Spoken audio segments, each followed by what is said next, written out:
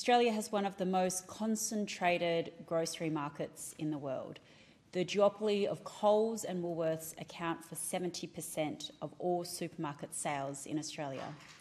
And Australian consumers and producers know that they've gotten a bad deal. The move by the ACCC to launch legal proceedings against both Coles and Woolworths, alleging breaches of the consumer law, paints a picture of some of the dodgy practices the supermarket duopoly may have used. People feel angry, and I think they have every right to. If these allegations are true, it's incredibly disappointing to see how Coles and Woolworths have conned consumers into thinking items were on sale when they weren't. At the same time as they have been making consumers pay more, they have driven down prices for Australian producers. The duopoly of Coles and Woolworths is not a recent phenomenon. They've had significant market share now for decades. While the Coalition were in government for almost a decade, they did little to alleviate this duopoly squeeze that has been happening to households and producers. But what are we doing about it? The Albanese Labor government is doing something to stop the squeeze on Australian consumers and producers. We've released a draft new legislation to tighten regulations and a draft mandatory code of conduct, essentially the rule books by which these supermarkets have to play by. What we inherited from the former government was a toothless and ineffective voluntary code of conduct. Under the voluntary code, supermarkets were able to appoint their own arbiters, so you question their independence. Supermarkets could opt out of some provisions of the code by overriding them in their grocery supply agreements. There was very little recourse for retributive actions taken by supermarkets against producers. So you can imagine if you're an apple grower in Bilpin, New South Wales, and one of the major supermarkets breached the code of conduct, the voluntary code of conduct, it's very unlikely that you would make a complaint, because who else are you going to be able to sell your apples to?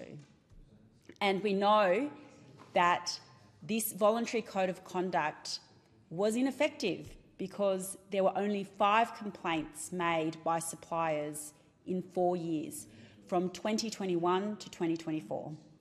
However, under the mandatory code of conduct that we are proposing, it will be binding on all supermarkets with annual revenues exceeding $5 billion. So that will include Coles, Woolworths, Aldi and Metcash. There will be a minimum standard that cannot be contracted out in grocery supply agreements. And it will contain, and this is an important point, provisions to guard against retribution against suppliers. So if you're an Australian producer getting a bad deal, you can make a complaint and know that the supermarkets won't be able to retaliate. There will be a direct and confidential complaint mechanism to the ACCC. And importantly, strong financial penalties. Under the voluntary code, it was penalties in the thousands, little more than a slap on the wrist. What we are proposing, penalties of $10 million per incident, or 10% of turnover. We're also implementing the recommendations of the review of the Food and Grocery Code of Conduct. We have funded Choice to monitor grocery prices. We have directed the ACCC to conduct a wide-ranging inquiry into the supermarket sector. So the contrast is clear. While the Coalition did nothing for 9 years, they are now dramatically overcorrecting, with a senior Coalition member, Nationals Senator Bridget McKenzie, saying that supermarkets should be forced to divest themselves, which would only make the problem worse. If one supermarket was forced to divest, the only likely buyer in the market would be the other major supermarket, therefore providing a greater concentration of market power here. It's a populist notion that will make the situation worse. Supermarkets need to do the right thing by Australians, and the Albanese government is committed to improving the food and grocery sector so it works for families and farmers. While the coalitions have sat on their hands about the cost of living and trying to alleviate that for my constituents, both the Greens and the Coalition are now actively preventing the Labor government from getting 40,000 more people into homes during a housing crisis under our proposed shared equity scheme. Today, the Albanese government brought back into Parliament our bill to make it easier for low and middle-income Aussies to buy their own home. Labor has a simple belief that ordinary Australians should be able to own their own home. The Coalition, on the other hand, doesn't see a role for government in helping Australians into homes.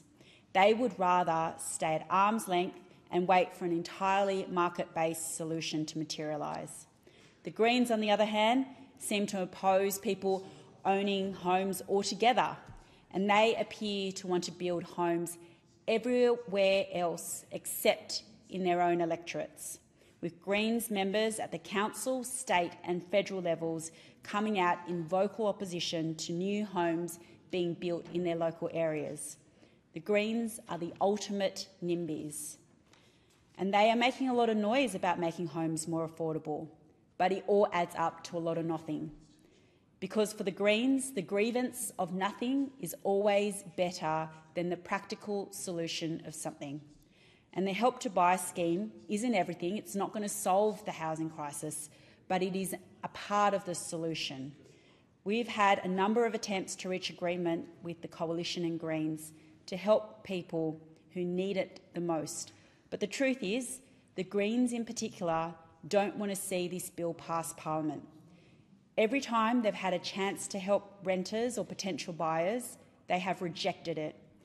They'd prefer to have a fight because it suits them politically.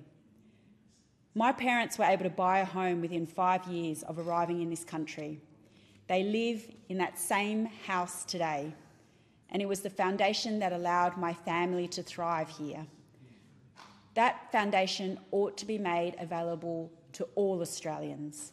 But unfortunately, it is not. It is getting harder for so many to put a roof over their heads. I'm proud of the work the Albanese Labor government has done to increase housing supply. In the last budget alone, we provided more funding to build homes than the Coalition government did in their entire 9 years of power. The contrast there could not be more stark. We provided more funding in the last budget alone than the Coalition were able to do in their entire 9 years in power. Housing affordability is at a genuine crisis point, and we must find solutions to ensure all Australians have a place to call home. We should support planning reforms and strengthening the rights of renters. But the real answer to improving housing affordability is supply. Building more homes of any type, market or non-market. The government stepping in to build homes, the private sector stepping in to build homes, it should all be part of the mix. So it is incredibly frustrating when the Greens, the Liberals and the Nats join up in the Senate to block the legislation we've put forward to reduce the cost of housing for our most vulnerable homeowners. So my message to the Liberals, the Nats and the Greens is to back the Help to Buy bill, because 40,000 Australians can't afford to wait while you play politics with their future.